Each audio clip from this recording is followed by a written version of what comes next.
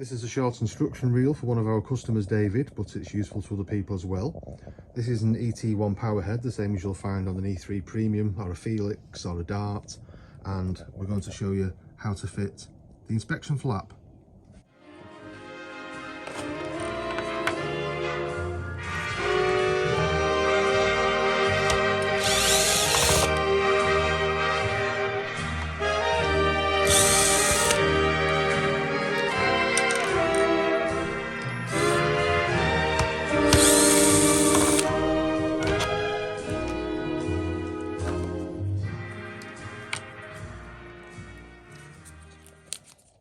We're going to assume for these purposes that you've got the three pieces separate like this that you need to fit. You wouldn't normally have, but in this case our customer has.